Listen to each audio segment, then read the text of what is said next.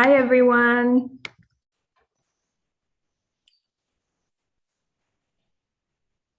All right, let's get started. Good afternoon and evening. Oh, 1 second. Sorry, guys. Oh.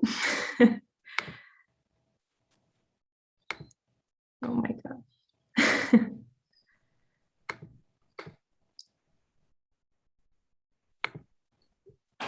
Okay, having Zoom camera issues. All right, good afternoon and evening to everyone joining us today, and a very warm welcome to Dr. Mabel Bianco, Dr. Arachu Castro, and Ms. Susana Chavez. Thank you so much for joining us in this conversation. My name is Tara Hein. I'm from Costa Rica, and I'm a political science student at Stanford University. I'm also the co-founder and co-president of the Stanford Society for Latin American Politics, and I will be monitoring this panel on maternal and reproductive health. Today, we'll be talking about the most pressing policy issues regarding maternal and reproductive health in Latin America and the Caribbean, including discussions about recent developments in reproductive rights in the region, the lack of access to reproductive and maternal health services, the effects of COVID-19 on the progress we have made in improving maternal health in the region, and the disproportionate prevalence of these issues among vulnerable populations. Our goal today is that wherever you are in your career, whether you are in your first year of university, finishing up graduate school, or working professionally in public health, that you will come away with a greater understanding and a fresh perspective on the importance of maternal and reproductive health for the development of the Latin American and Caribbean regions. Crucially, we hope that you will be inspired to work towards improving equitable access to healthcare for mothers and access to reproductive health services for all people across our regions. So here's the format to give you an idea of what we will expect. So we'll take a few moments to introduce each one of our amazing panelists and learn more about their background in the field. I'll kick off the conversation asking questions that draw out some of the high-level themes and trends that we should be thinking about when it comes to maternal and reproductive health policy in the region. And then we'll turn to the importance of intersectionality when considering maternal and reproductive health and speak more about recent developments in policy regarding these topics. Finally, we'll open up the floor to give you an opportunity to ask specific questions about what needs to be done and what we all as young people can do to improve maternal and reproductive health policy in the region. So as you listen to our panelists, you can start typing in questions in the Q&A function of the Zoom webinar, and then we'll get back to your questions during our Q&A at the end. Great, so let's get started with introductions. Susana Chavez is a midwife and has a master's degree in public health. She's a specialist in public policies in sexual and reproductive health. Ms. Chavez is the founder of PromSex, the Center for the Promotion and Defense of Sexual and Reproductive Rights, and executive secretary of the Latin American Consortium Against Unsafe Abortion. Her work focuses on the promotion and advocacy of sexual and reproductive health policies in Peru. Mabel Bianco is president and founder of the Foundation for Studies and Research on Women, an NGO working to improve women's rights since 1989 in Argentina. Dr. Bianco is also the co-coordinator of Women Won't Wait, a global campaign to eliminate violence against women and HIV, as well as director of the Latin American and Caribbean Women Health Network from 1991 to 1999. Chu Castro is the Samuel Z. Stone Chair of Public Health in Latin America and director of the Collaborative Group for Health Equity in Latin America at Tulane School of Public Health and Tropical Medicine. She conducts research throughout Latin America and the Caribbean on health equity and social inequalities, women's health and reproduction, and early childhood development in contexts of poverty. Thank you all for being here today. So let's dive in with the questions I've prepared for you. So let's begin with you, Dr. Bianco. Tell us a little bit more about where your passion for this field comes from. Why did you pursue it in the way, from the angle that you did?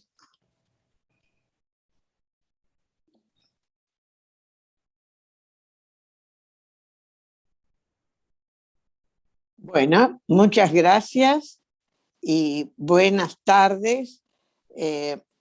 Espero que quienes hablan español entiendan que queremos aprovechar este momento de encuentro de tantos y tantas latinoamericanas para hablar en nuestro idioma. Igual entendemos perfectamente las preguntas que nos hace la conductora de esto, pero las vamos a contestar en español. En ese sentido, personalmente, yo estudié en la Argentina, estudié al comienzo en la Argentina. En ese momento había una universidad privada, que era la Universidad de El Salvador, que empezaba a trabajar, y yo entré a las dos universidades, porque la universidad privada todavía no estaba reconocida, hasta que cuando se reconoció me quedé solamente, que fue a partir de cuarto año, en la Universidad de El Salvador. Ahí me recibí, pero como yo quería hacer salud pública, hice una buena formación previa en las clínicas y fui a estudiar, porque no quería ir a Estados Unidos, fui a estudiar a la Universidad del Valle, en Cali, Colombia. Allí hice el máster en salud pública y una residencia en la Universidad del Valle, y tuve oportunidad entonces de conocer más directamente los problemas de las mujeres de nuestra América, y de nuestra América pobre, vulnerable y marginada. Y ahí tomé contacto con todos los problemas alrededor de la decisión de tener un hijo que las mujeres experimentamos en la región, y los problemas anexos, que no meramente son solamente los médicos, sino todos los sociales y políticos. A partir de allí, a mi regreso a la Argentina, entré a la Escuela de Salud Pública y me dediqué a estudiar el tema de la salud materna, y especialmente de la no salud materna, de la mortalidad materna. Y ahí entonces empecé a ver los problemas, no solo en Argentina, sino en el mundo y en la región nuestra de América Latina y el Caribe, sobre la mortalidad materna. A partir de allí orienté entonces mi formación hacia esto, y en el año 1983 tuve oportunidad, con el cambio y la recuperación democrática en la Argentina, en diciembre del 83, entrar a trabajar en el Ministerio de Salud de la Nación, donde me había resistido antes porque lo veía demasiado burocrático, y allí tuve la oportunidad de promover la salud materna en la Argentina a través de lo que fue la lucha para reconocer el derecho al aborto seguro en este país, y que es lo mismo que estaba afectando a los países de la región. Así que ahí nació mi compromiso y mi pasión, porque bueno, ahora, después que salí del ministerio, porque con el cambio político fuimos desplazados, me dediqué directamente a esto a través de la Fundación para Estudio e Investigación de la Mujer, FEIM, que este año cumplimos los 32 años de trabajo. Muchas gracias. Sorry, I don't even know what language I'm speaking anymore. Yeah. Señora Susana Chávez, cuéntenos un poquito más acerca de su experiencia y el origen de su pasión por este tema. Bueno, primero, muchísimas gracias por esta oportunidad de compartir este espacio, porque definitivamente se constituye en toda una oportunidad también de diálogo. Mi pasión creo que empieza desde muy joven. Primero, yo vengo de una zona rural del país, voy a una escuela pública, entro a una universidad pública y me formo como partera profesional en un contexto muy complicado para mi país, de una crisis económica, pero también de una crisis del sistema sanitario, donde realmente las condiciones de vida de las mujeres eran muy complicadas, ¿no? Yo vengo de la historia donde las mujeres, por ejemplo, en un hospital más grande de Lima, donde yo me formé, compartían una cama, para ponerles un ejemplo de lo precario que era el sistema sanitario. Y luego, muy joven, yo me incorporo a una organización feminista y empiezo mi vida como feminista desde mis 20s y bueno, hasta ahora que hemos ido evolucionando. Y soy parte de este grupo más bien que ubica el campo de la salud en el campo de los derechos sexuales y reproductivos, un área y una agenda en el cual, bueno, ya con todos estos años hemos seguido avanzando, ¿no? Y una agenda que definitivamente también ha ido evolucionando y complejizándose. Thank you very much. Dr. Castro, can you tell us a little bit more about your experience and the origin of your passion? Buenas tardes. Yo estudié antropología originalmente y estando en la universidad descubrí la antropología médica. Y ahí vi que ese era el área al que yo me quería dedicar, pero no quería quedarme solo en hacer preguntas y contestarlas para mí o para una audiencia limitada. Y entendí ya hace muchos años que me convenía más estudiar, además de la antropología, estudiar salud pública. Entonces me formé en salud pública. Y siempre digo que era no solo para encontrar las buenas preguntas y satisfacer las respuestas para mí, pero porque quería pasar a la acción y quería tener herramientas para poder realizar cambios.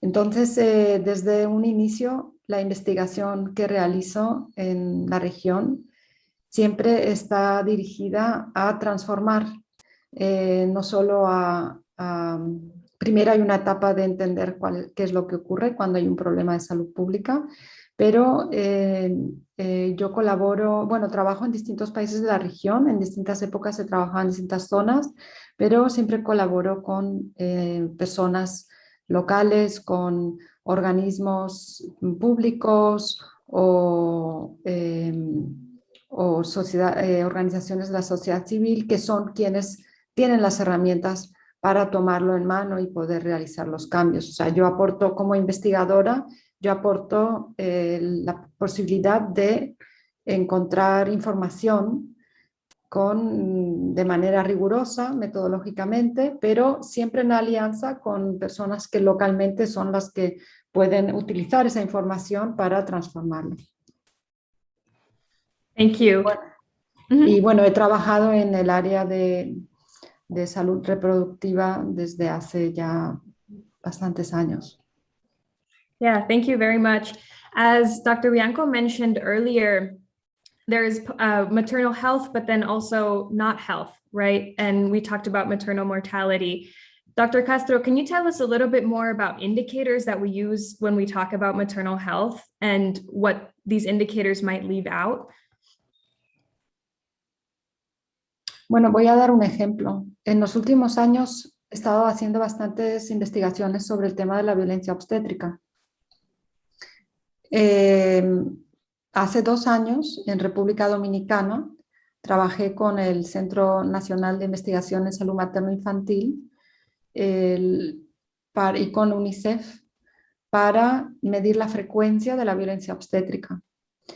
Adapté un instrumento que acababa de publicar la Organización Mundial de la Salud, pero le añadí muchos más indicadores y ahora voy a explicar por qué. El instrumento de la OMS, que está muy bien realizado y muy bien construido y probado en distintos sitios, capta muy bien una serie de indicadores sobre violencia obstétrica, como puede ser maltrato verbal, maltrato físico, distintas formas de violencia que en general se aceptan que forman parte de la violencia obstétrica. Pero yo también le añadí toda una serie de indicadores de los protocolos de atención de la República Dominicana para poder medir el cumplimiento por parte del personal de salud.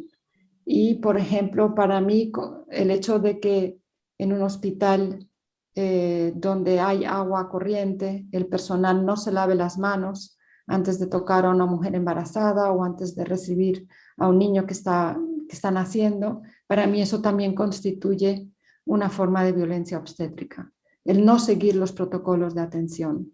Porque en otros contextos yo he estado realizando estas investigaciones en hospitales públicos y en un país como República Dominicana que está extremadamente segmentado y donde la población que vive en situación de pobreza es la que acude a estos hospitales públicos y siempre pienso que estos mismos médicos que están dando esta atención en estos hospitales no dan el mismo tipo de atención cuando están en un hospital privado.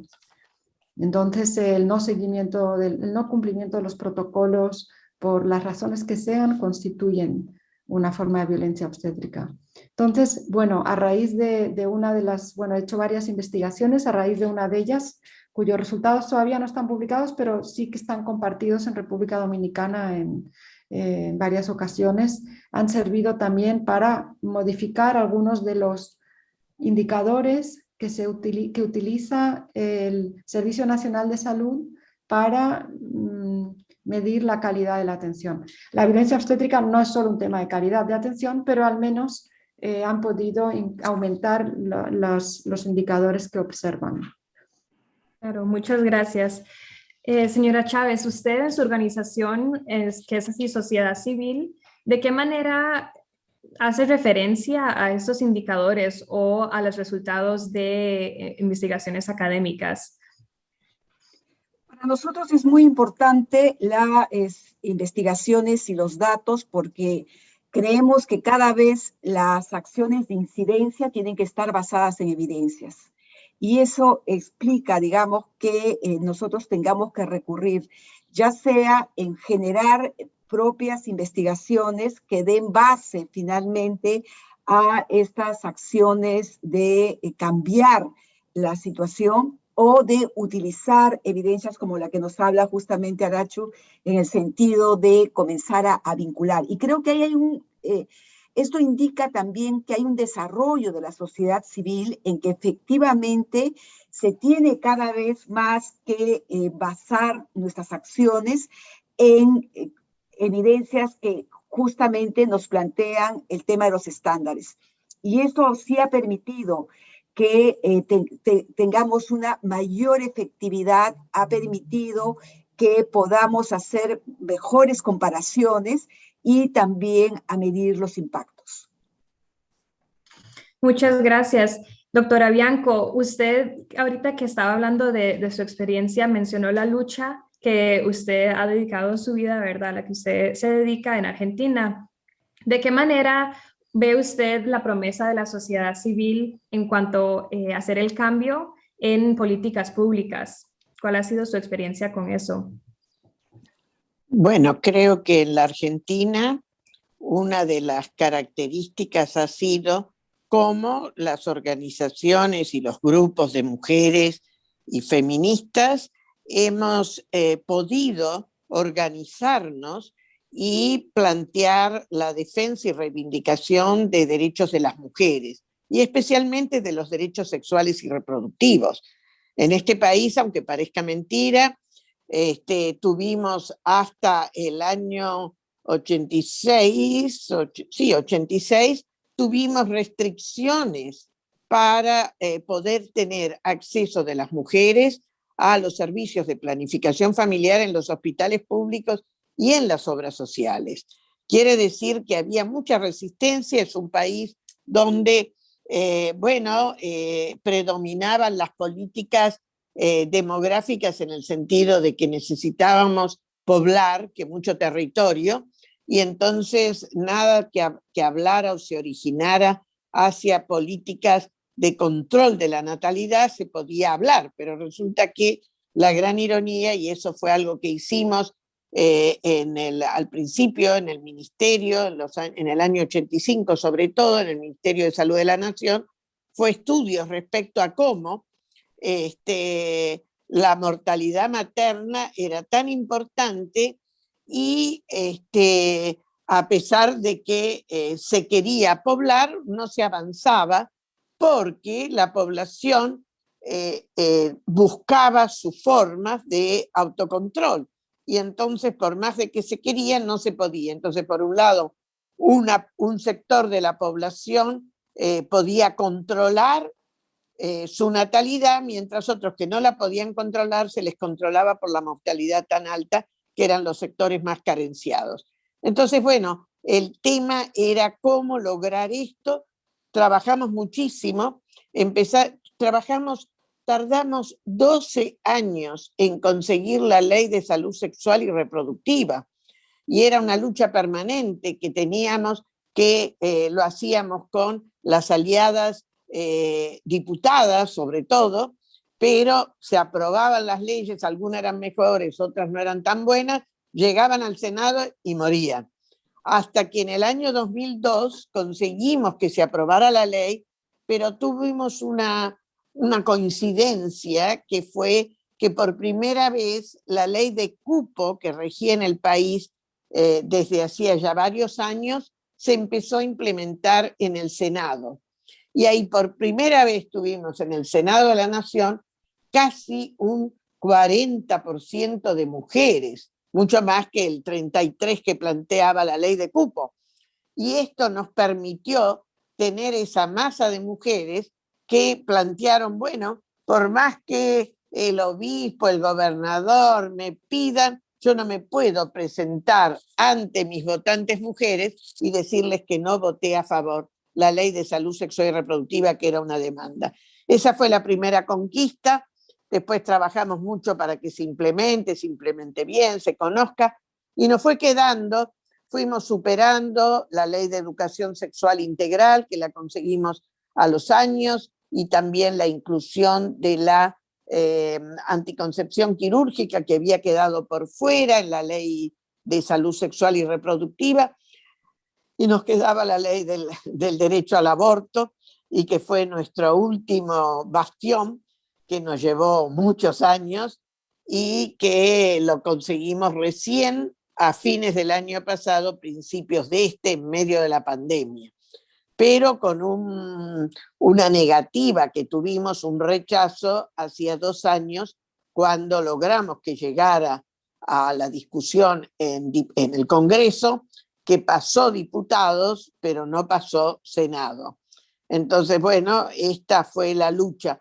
Y es así como nosotros fuimos hilvanando el derecho de todas las mujeres, los hombres, todas las personas a sus derechos sexuales y reproductivos, ¿no? Nos costó más el aborto que lograr el derecho al reconocimiento de la identidad de género, que es mucho decir, no es solamente el casamiento, es la identidad. Quiere decir que si yo me presento y digo ante cualquier juez y digo que yo tengo el nombre de Juan, pero que yo soy Juanita, deben de cambiarme y no hace falta que me operen ni que haga ninguna cosa rara. Creo que ahí hay una diferencia en cómo se manejó y cómo había restricciones tan fuertes que hicieron que el derecho al aborto legal, seguro y gratuito como lo tenemos ahora fuera tan difícil. Pero lo logramos, con la insistencia, con la perseverancia y sobre todo con evidenciar cómo esta era una forma de violencia contra las mujeres, ¿no? Eso Sí, también. Fue una victoria muy grande para los derechos reproductivos en América Latina, pero aún vemos que no es algo que está pasando a través de toda la región, ¿verdad? Está localizado en ciertos países. No sé, señora Chávez, si usted nos quiere contar un poquito más de su experiencia en Perú y qué significa ese logro en Argentina para usted en su trabajo en Perú. A ver, de hecho, Argentina es una inspiración y es una imagen de que efectivamente en América Latina hay un país, y ya tenemos ahora no más que un país, tenemos a Uruguay, tenemos a Argentina, que efectivamente ha incorporado el aborto terapéutico. Y tenemos a Chile, que dejó la región sur como, digamos, salió de los países que prohibían el aborto en todos sus alcances. En este caso yo voy a hablar como secretaria ejecutiva del Consorcio Latinoamericano contra el Aborto Inseguro, que agrupa a más de 400 organizaciones en América Latina y cuya discusión y debate justamente es el tema del acceso al aborto legal y seguro como un derecho humano de las mujeres. Y aquí lo que se puede decir es que efectivamente en la región tenemos múltiples realidades y constituyen efectivamente situaciones críticas para los países, por ejemplo, de América Central, donde existe una total prohibición del aborto y donde el castigo o el nivel de criminalidad es semejante al de un asesinato. Y esto hace que hoy en día existan varias mujeres que están siendo criminalizadas, inclusive por, digamos, por abortos inclusive espontáneos o por natimuertos, que como sabemos, los accidentes en el campo de la ginecobstetricia se producen. Sin embargo, para estas mujeres que son sujeto de sospecha y quienes las colocan muchas veces como criminales, son duramente castigadas, lo cual se constituye pues en un tema terrible. Sin embargo, la mayoría de los países, incluyendo el Perú, admiten alguna causal de aborto. Pero todavía estamos muy regidas por el tema de la criminalidad, a pesar que el aborto está plenamente demostrado que es un problema de salud pública, es un problema de derechos humanos que afecta a las mujeres más pobres, que además coloca en situaciones de vulnerabilidad cuando el Estado no provee servicios, por ejemplo, de anticoncepción, o cuando no las protegen adecuadamente, y es el caso de la violencia sexual. Entonces, frente a ese sistema, digamos, tan adverso para las mujeres que asumen consecuencias porque son las únicas que son capaces de embarazarse, pero no son todas las mujeres, es apenas ese 6% pequeño, y dentro de ese grupo, mujeres que tienen que enfrentar esta situación. Entonces, de hecho, sí América Latina, sí el Perú, todavía enfrentan situaciones tremendas que tienen un alto costo para las mujeres, razones de muerte materna que ya no deberían existir, pero sin embargo afectan, y esto es lo que ha generado lo que llamamos una injusticia de la salud sexual reproductiva, de la injusticia reproductiva, ¿no? Thank you very much. Dr. Castro, Latin America and the Caribbean is a region marked by tremendous inequality, and this has been a theme that we have seen in every single panel today, and we'll likely see tomorrow as well in this conference. And Ms. Chavez just pointed out to this as well. Can you speak a little bit more about what it means to have legislation pass in a context where we know that the law is not applied equally to all citizens because of these injustices that have deep historical legacies? What does research tell us that needs to be the next step, apart from just legalizing access to safe abortion or other legislation to improve maternal and reproductive health in Latin America? Bueno, actualizar la legislación para que exista equidad entre las distintas personas, eso es absolutamente necesario y es un imperativo de los derechos humanos. Me dediqué a mirar las leyes en la República Dominicana, por ejemplo, sobre el tema de la violencia obstétrica, y ese es un ejemplo de cómo existen documentos legales que en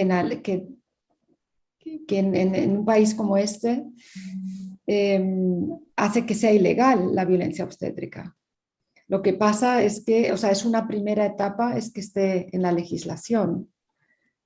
Pero aunque no se utiliza exactamente la palabra violencia obstétrica, pero existe el tema de la atención que debe recibir cualquier persona, y en particular hablan del derecho de las mujeres, de las adolescentes, etc. Entonces me parece que desde el punto de vista legal las personas que trabajan en derechos humanos tienen la posibilidad de utilizar la legislación como instrumento para poder visibilizar y para poder hacer presión para que se cumpla la legislación. En este caso, la violencia obstétrica, por ejemplo, el primer país de la región que lo legisló fue Venezuela en el año 2007. Y fue un país pionero en este área, y luego otros países han ido también legislando la prohibición de la violencia obstétrica. Es un primer paso. En el caso del aborto, obviamente, es muy claro que se requiere la legislación para que el personal de salud se sienta que puede realizarlo. Pero en áreas donde es más, hay áreas que son más sutiles, también es muy importante que los derechos de las mujeres y de adolescentes estén en un documento legal para que sirva como instrumento. Pero, por ejemplo, los países donde más se penaliza el aborto, como puede ser El Salvador, que es donde, bueno, los casos que comentaba Susana en el Perú, pero bueno, en El Salvador hay muchas mujeres que no han cometido ningún delito y que están en la cárcel porque han tenido una pérdida durante el embarazo.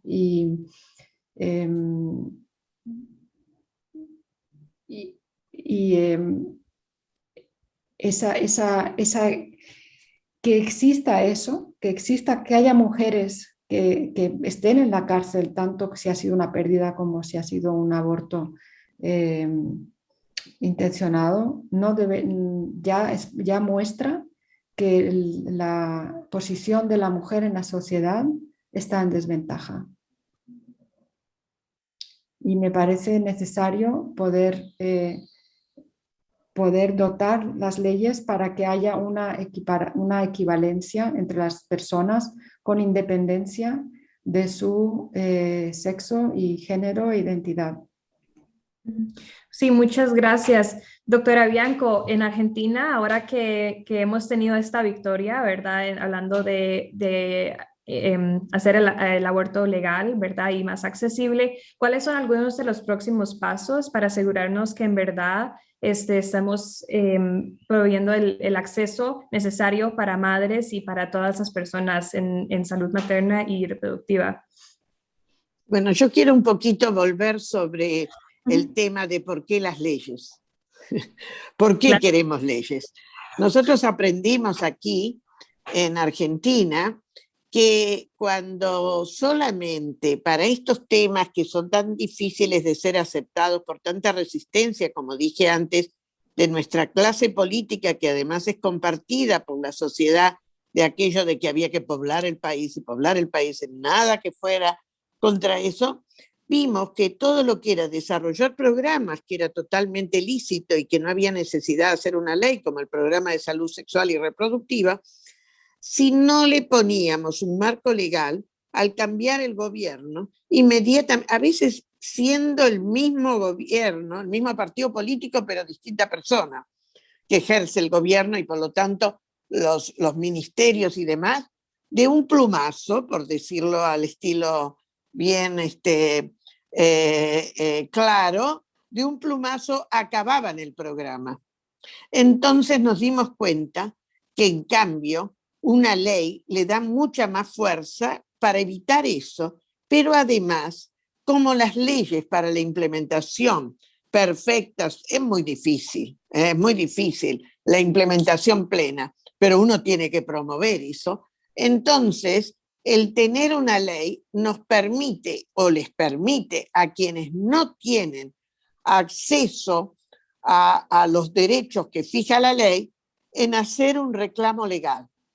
Y eso va generando antecedentes. Y digo esto porque nuestros países en América Latina tienen una gran cantidad, por ejemplo, de población indígena o de pueblos originarios. Población que en muchos casos tiene una colisión, es decir, no ligan bien entre el derecho a la reproducción y a tener hijos y demás con el derecho comunitario, no individual, que significa la defensa de la comunidad, la defensa del territorio.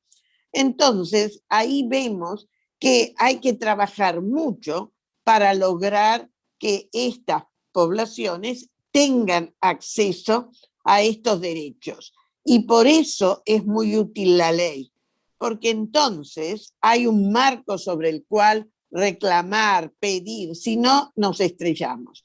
¿Qué es lo que nos está sucediendo a nosotros? Cuando tuvimos la Ley de Salud Sexual y Reproductiva en el año 2002, tuvimos, bueno, una cantidad de problemas hasta que logramos, nosotros armamos, cuando digo nosotros, digo la Fundación FEIM, armamos un grupo de más de 200 organizaciones no gubernamentales y grupos de mujeres y de jóvenes que fuimos acompañando la implementación de la ley. ¿Por qué? Porque queríamos que llegara. Y entonces ahí teníamos no solamente la información, la difusión para las mujeres, para los jóvenes, sino también el control, el monitoreo social de los programas. Y entonces, bueno, cuando no se cumplía, se denunciaba, hacíamos todo eso. Pero nos llevó mucho tiempo, ese consorcio funcionó hasta el 2011, nos llevó mucho tiempo fortalecer y que se hiciera carne en los servicios de salud y en la población esta ley. Ahora estamos con esta ley nueva de LIVE, llamamos nosotros, que es la interrupción voluntaria del embarazo. Porque lo importante que tiene la ley es que en las primeras 14 semanas, sin necesidad de ningún hecho, la mujer tiene derecho a interrumpir ese embarazo, sin ninguna causal. No hace falta nada más que la decisión de la mujer de que no quiere seguir adelante. Esto, que es muy fácil decirlo, es muy difícil lograrlo. Entonces, para nosotros ahora la lucha es, primero, que se conozca el alcance de la ley y luchar contra esa oposición que tenemos de los sectores más antiderechos, que en general se llaman provida y son antivida, digámoslo claramente, porque promueven la muerte de las mujeres, incluso de los recién nacidos también, porque no los pueden sostener después. Entonces, esos grupos están tratando de que no se conozca bien el alcance de la ley. Entonces, tenemos que luchar con que esto llegue a la población, a las mujeres sobre todo y las jóvenes fundamentalmente, pero que también llegue a los prestadores de salud, porque los prestadores de salud, los médicos, los psicólogos, las obstétricas, están dentro de la sociedad y reciben esto que les dice, no, eso no es cierto, eso no es así. Entonces tenemos una lucha permanente. Y aunque les parezca mentira, tenemos en este momento nuestro mayor problema es que los especialistas de la ginecobstetricia están en contra, no necesariamente del aborto, del método que se promueve bajo la Organización Mundial de la Salud, que en esto de la IVE o de la interrupción voluntaria del embarazo, que se haga precozmente y se haga con un aborto medicamentoso. Entonces tenemos una resistencia ahí que tenemos que trabajar con los médicos generalistas, que ellos están llegando a todos los lugares y que están pudiendo hacer lo que los especialistas no quieren. Pero imagínense la lucha que es esto, porque bueno, quien ha tenido el parto con una especialista y quiere ahora hacer una interrupción, va allí y le dice, no, eso es un desastre. Bueno, la mujer se siente totalmente desautorizada y cambia o trata de cambiar. Entonces es una lucha muy difícil, pero en eso estamos. Ese es el gran desafío. Y nos va a llevar tiempo como nos llevó con la Ley de Salud Sexual y Reproductiva, pero lo que no podemos hacer es bajar los brazos ni un minuto, ni un minuto. Ahí tenemos que estar firmes, dando la lucha, aclarando y llegando también hay muchas provincias, en nuestro país es un país federal, que se presentan acciones legales para impedir la aplicación de la ley. Tenemos que estar atentas, hasta ahora todas las que se presentaron fueron rechazadas. Thank you. Ms. Chavez, your organization works to inform public opinion, especially among vulnerable populations, to reduce the tolerance of violence. What does this work entail? And building on Dr. Bianco's answer, what is the role, or I guess the importance of bringing this education to communities who might not have access to it? And even if laws are passed, might not know about it and might not know about the resources available to them.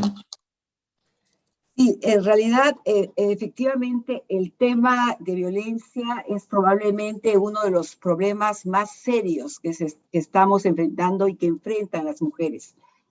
Y a pesar de ser un problema de larga data, es recién en los últimos años que se tiene una mejor idea de efectivamente su dimensión.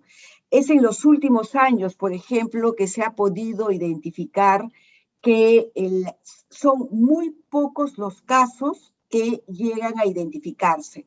Recién se conoce o se ha constituido ya en un tema de preocupación pública que las mayores afectadas sean justamente las niñas y las adolescentes, que la mayor caso de violencia se produce en los entornos conocidos por la familia.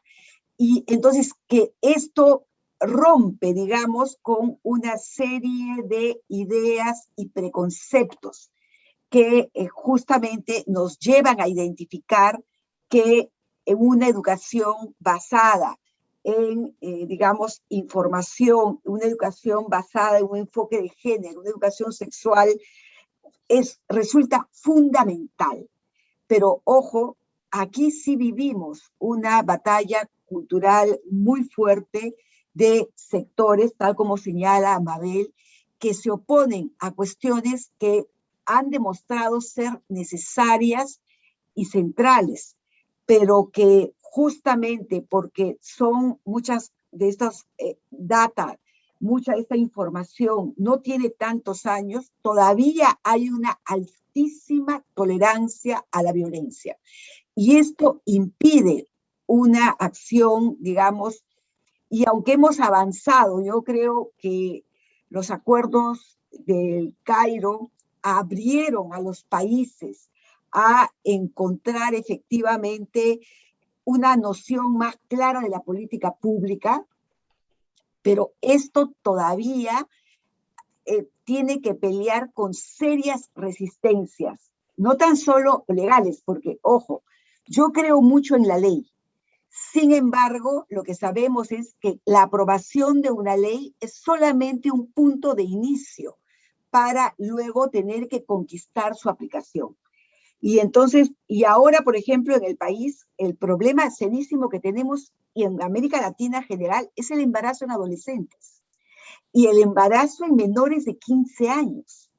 Fíjense, en la mayoría de nuestros países, ninguno de esos embarazos tendrían que haberse dado, porque aún con leyes restrictivas, el aborto es permitido por razones de salud, por razones de riesgo de la vida o por el propio hecho de violación. Sin embargo, esto se produce.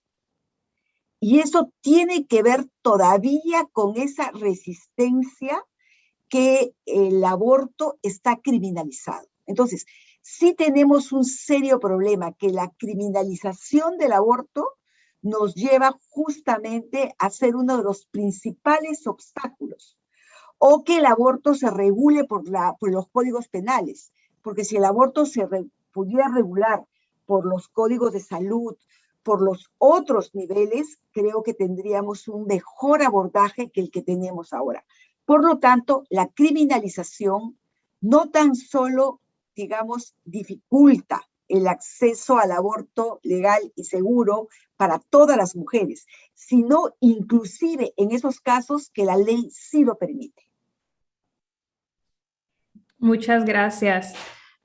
vamos a cambiar el tema un poquito y hablar un poquito más de COVID-19, de la pandemia, ya que sabemos que bueno, este evento mundial ha tenido un impacto más grande en poblaciones vulnerables y entre ellas en mujeres y especialmente mujeres que tal vez tengan otra identidad, ¿verdad? Que las haga aún más vulnerables a la pandemia y los impactos no solo de salud negativos, pero también secundarios que vienen de, por ejemplo, la violencia doméstica, etcétera.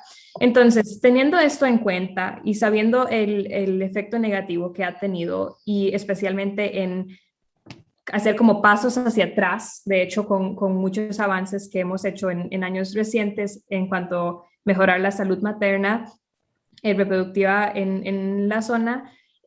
No sé, doctora Castro, si nos puede contar un poquito más. Yo sé que usted tiene investigaciones acerca de este tema.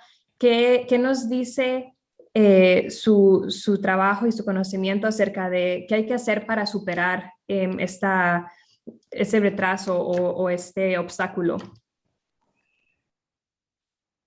Sí, desde que se inició la pandemia me preocupó mucho que en las respuestas a la pandemia hubiera efectos indirectos que afectaran mayoritariamente a mujeres, niños, niñas y adolescentes.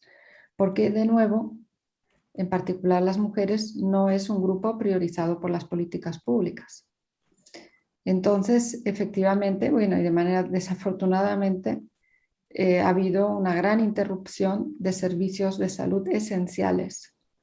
Como siempre digo, todos los días nacen niños, niñas, todos los días.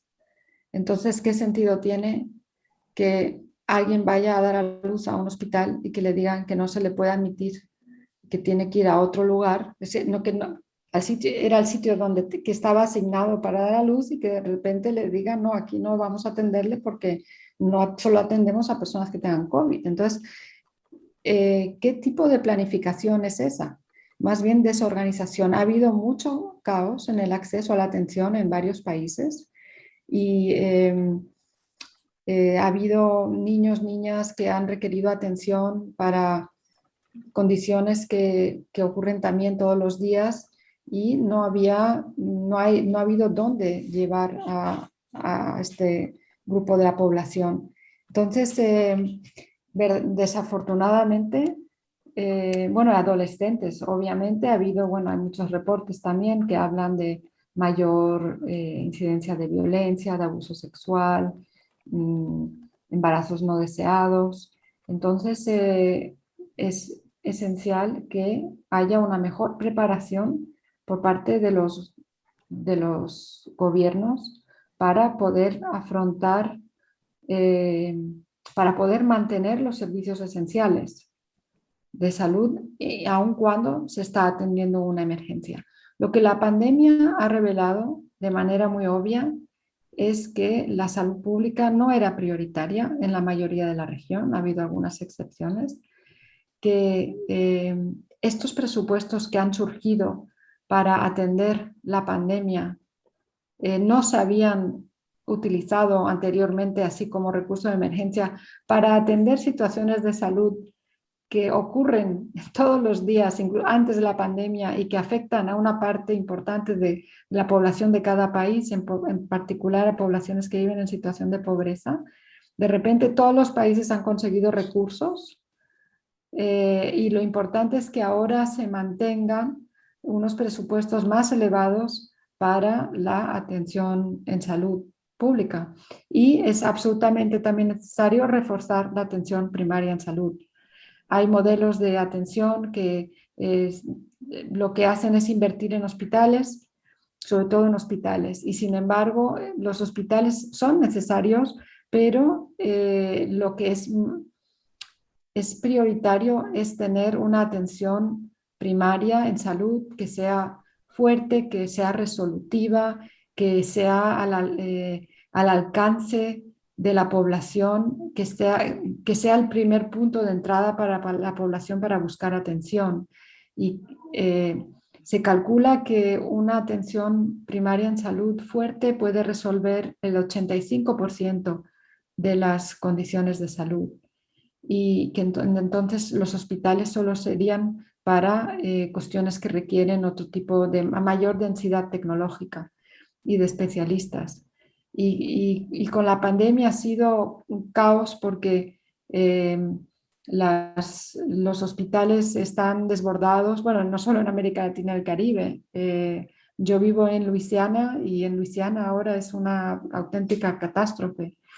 Entonces, ¿cómo se resuelve el que haya una crisis? Bueno, esperemos que no nos toque vivir otra crisis como la actual, pero la pandemia ha destacado todas las fragilidades de los sistemas públicos y la necesidad de que sean más fuertes y que sean más equitativos, que abarquen a mayor número de personas y con mayor igualdad y equidad.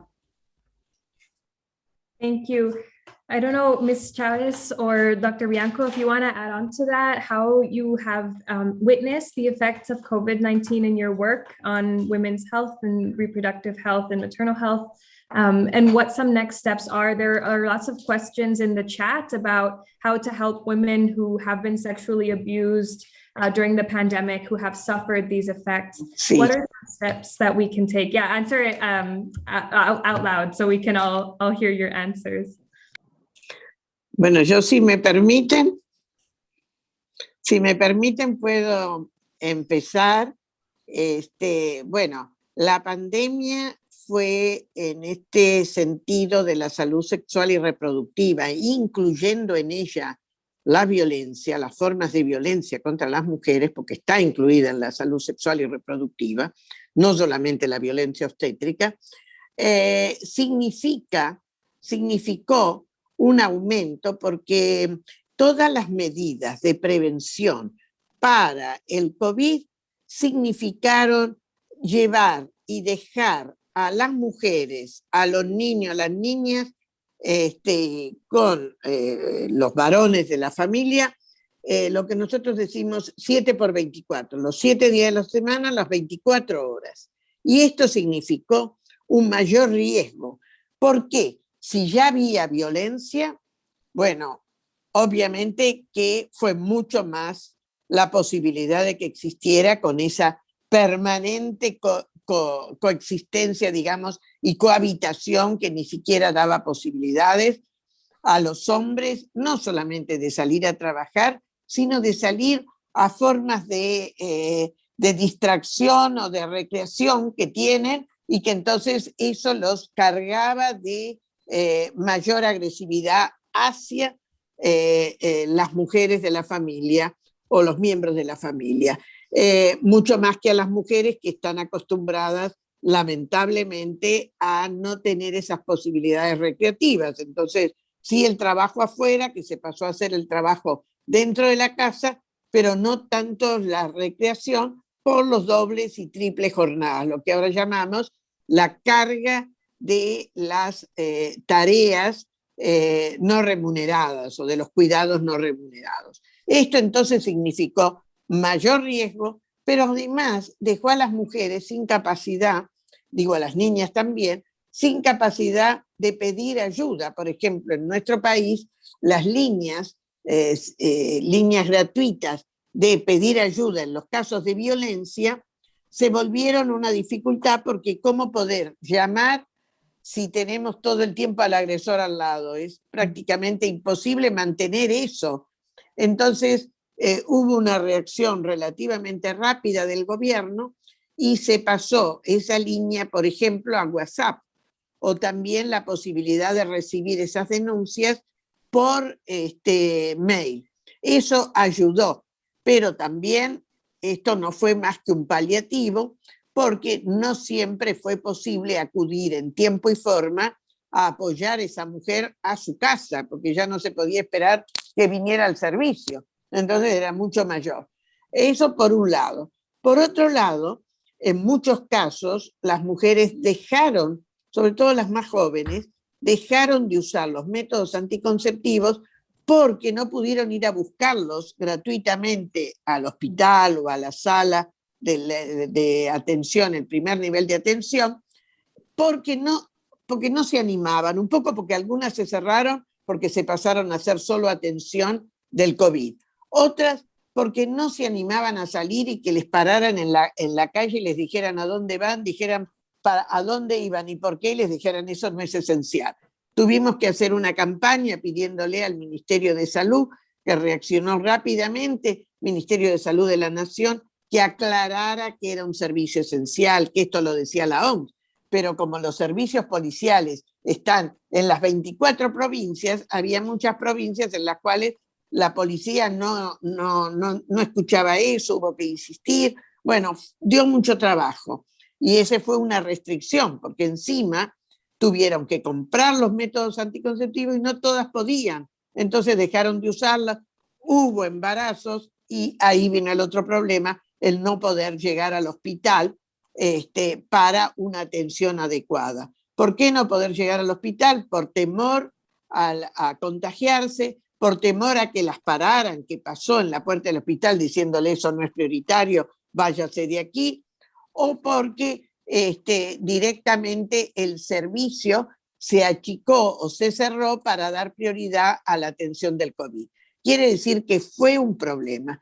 Pero yo quiero ahora volver al tema de la salud pública. Y yo creo que si hemos aprendido algo, es que nuestra salud pública o nuestro modelo de atención de salud en la región en los últimos años, y ya digo en los últimos decenios, se asimiló al modelo americano. Y discúlpenme ustedes que debe haber muchos jóvenes americanos o estudiantes latinoamericanos que están en Estados Unidos. No es el mejor modelo de atención de la salud.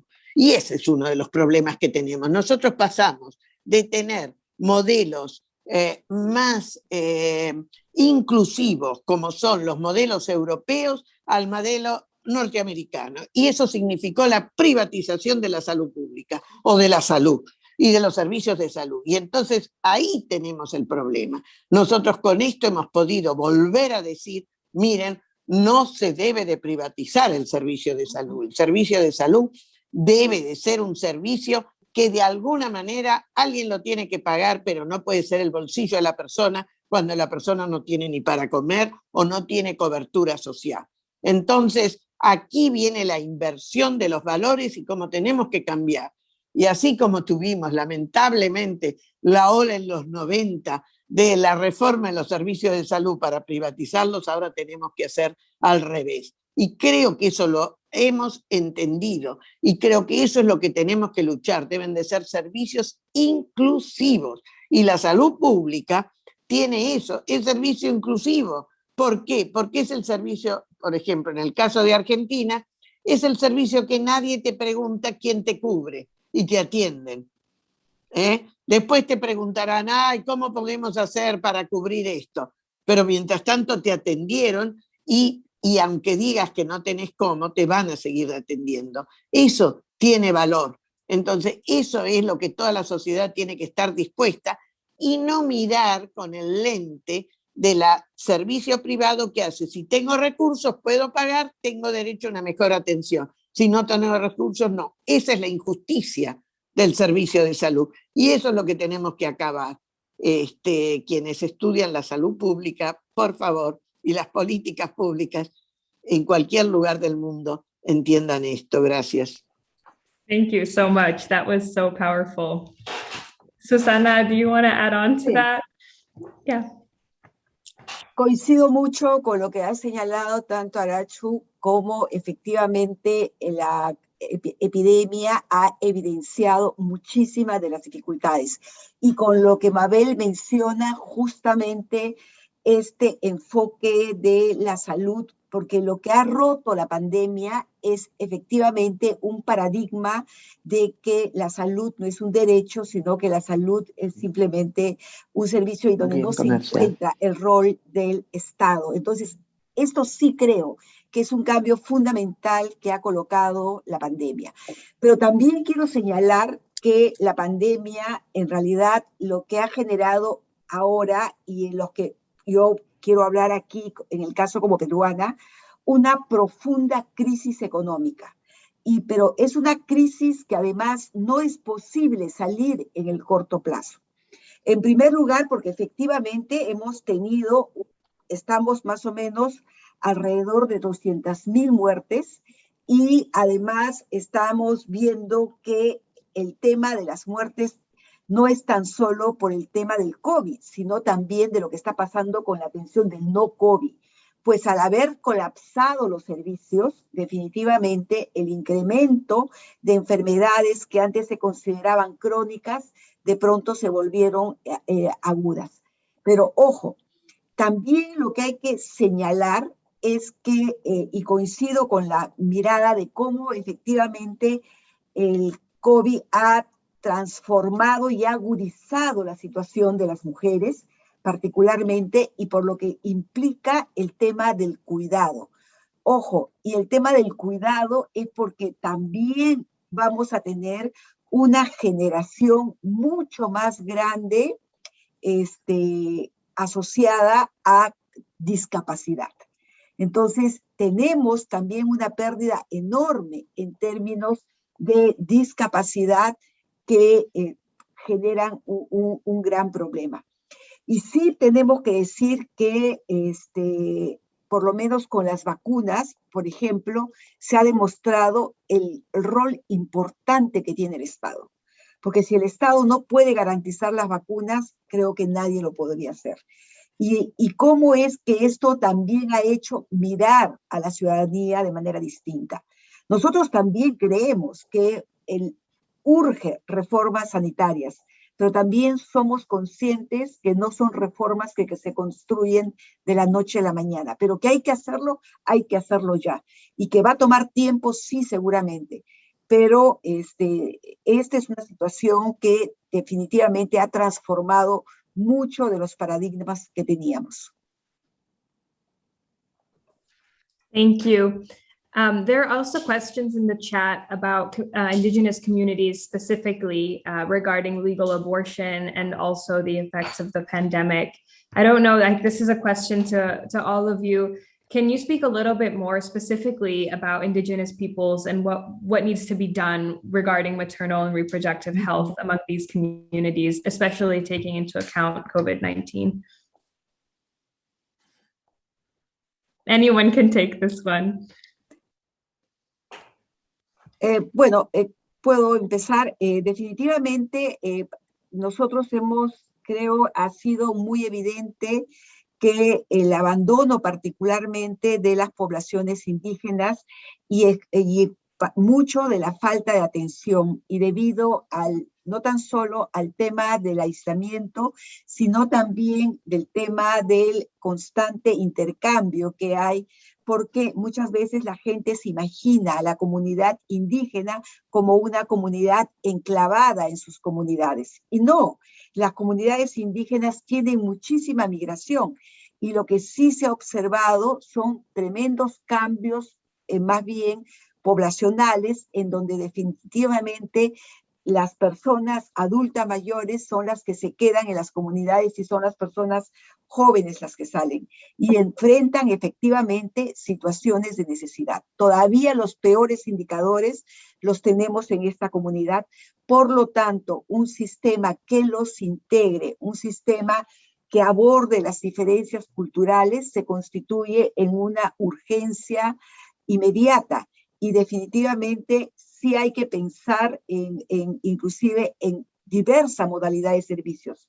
Nosotros tenemos servicios que están sumamente alejados, donde no hay medio de transporte, donde recién se identifica efectivamente esas enormes brechas que enfrentan, ¿no? Entonces, ahí hay muchísimo trabajo que hacer para lograr efectivamente una integración y además reducir la exclusión con la que se vive.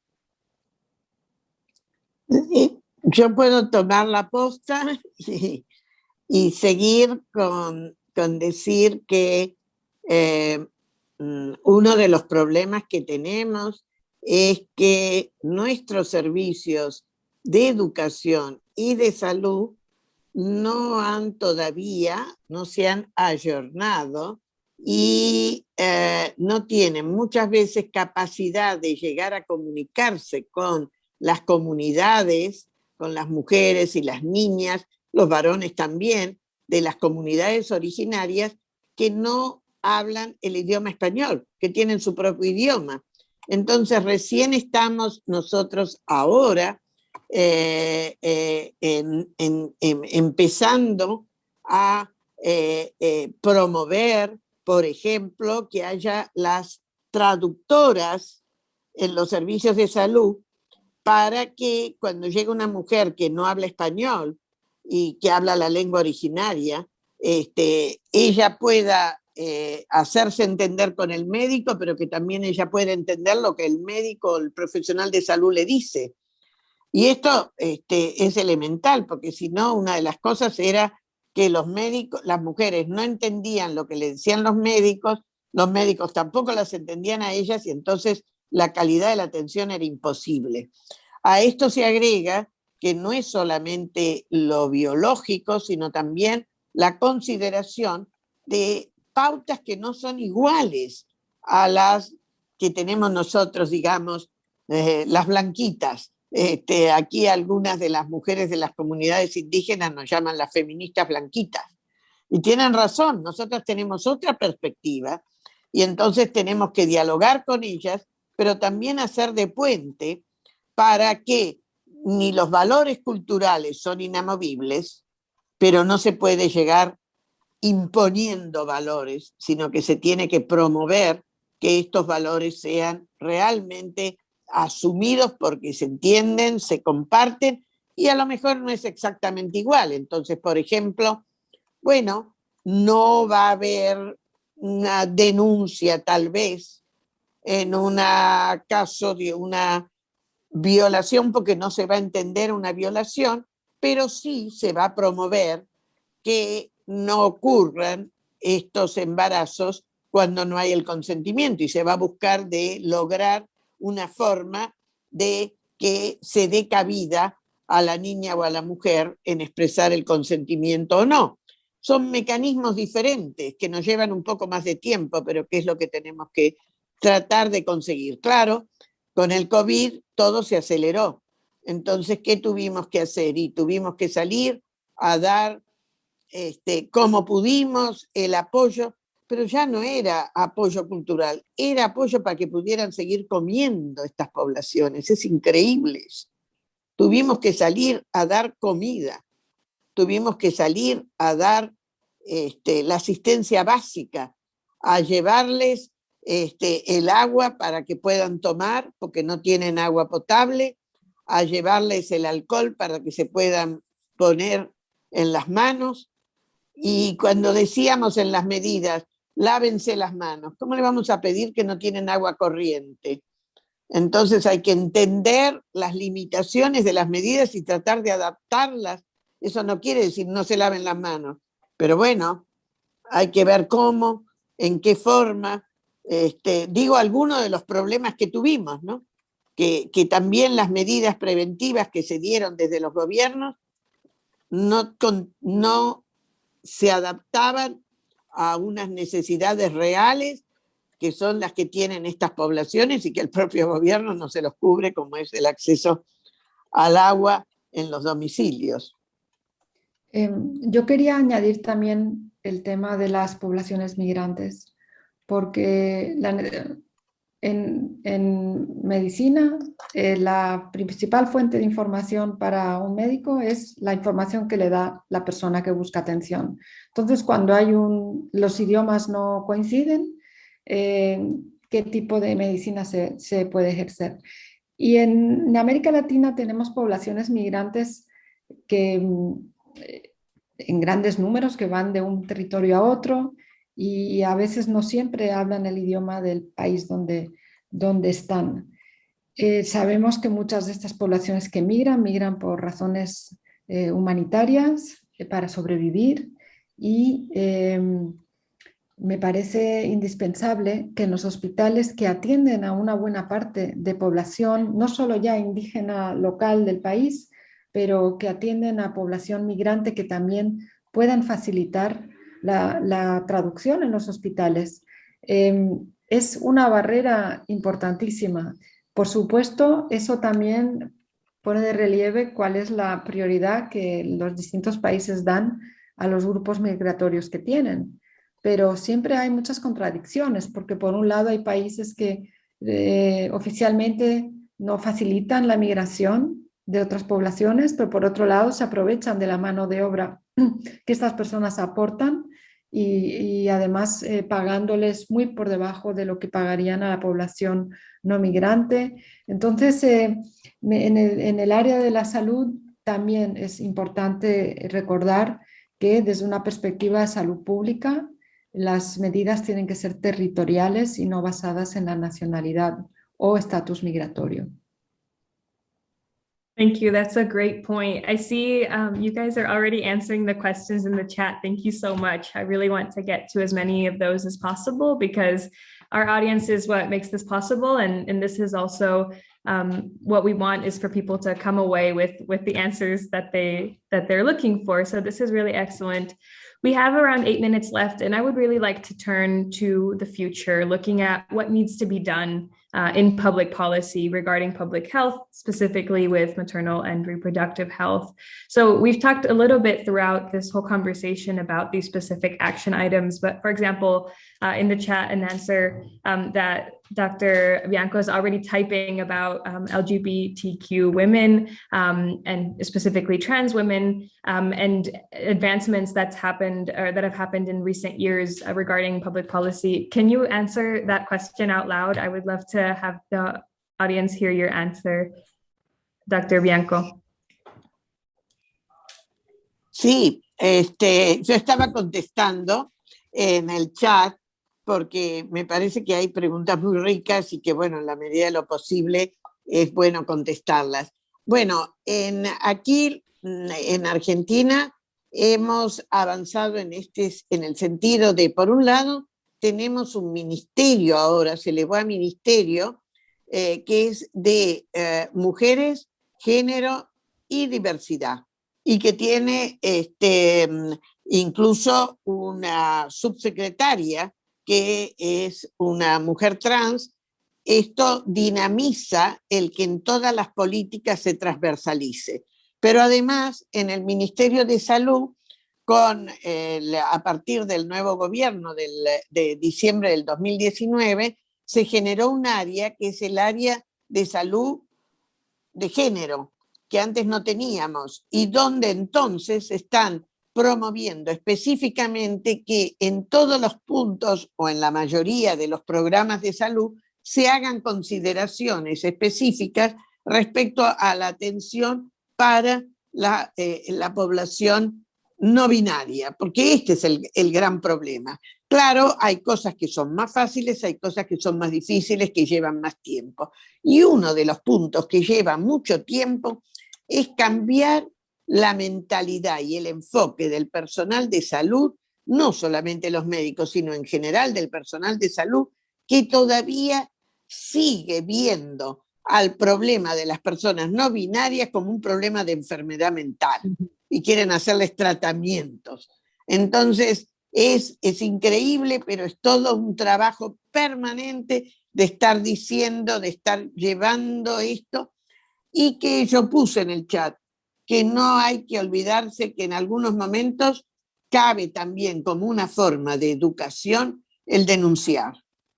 El denunciar, nosotros promovemos denuncias a nivel del Instituto Nacional de la Discriminación, contra la Discriminación, que entonces tiene filiales en cada provincia y que hace advertencias, que hace formas en las cuales llega más fácilmente, o también, si es más grave el asunto, denuncias legales. No porque creemos tanto en lo punitivo, pero también en que si no hay alguna denuncia y alguna demostración de que esto no es posible, sigue rigiendo la impunidad. Entonces, por eso creemos que no es tanto que queremos meter presos, pero sí que haya advertencias, que haya algunas sanciones de algún tipo, para que, bueno, que los demás vean que esto no se hace gratuitamente y que se debe de pagar por algo que es violar un derecho de una persona o de muchas personas, no interesa. Entonces, me parece que estas son el tipo de mecanismos. Ahora, reconozcamos que esto va a llevar tiempo, pero que no podemos esperar 100 años para esto. Por eso hay que hacer medidas más rápidas, hay que definir políticas más rápidamente. Y ahora estamos teniendo un problema que también lo quiero plantear y no sé si mis compañeras de panel pueden compartirlo, pero bueno, que estamos viendo que algunos sectores feministas están queriendo acabar el género para volver al sexo, justamente porque dicen que se está perdiendo la capacidad de entender y de priorizar a las mujeres y las niñas para abarcarlo a todo el grupo. Yo creo que esto no puede ser, no debe ser, y es un error de interpretación. Nos costó muchísimo tiempo y mucho esfuerzo conseguir los estudios de género, las políticas de género, y ahora un retroceso por algo así me parece terrible, y me parece que es apoyar a quienes son antiderechos, que quieren eso. Muchas gracias. No sé, ¿quiere agregar?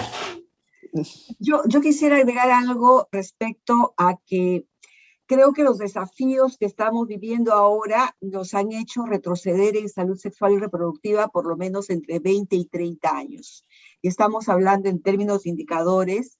Por ejemplo, el caso de Perú, nosotros hemos tenido un incremento de entre 40 y 60% de casos de muerte materna prepandemia, lo que nos implica otro escenario. Hemos vuelto a tener el tema del embarazo domiciliario, el parto domiciliario, y no porque sea una opción de las mujeres, sino por el cierre de los servicios. Y lo que se ha señalado en el tema de planificación familiar.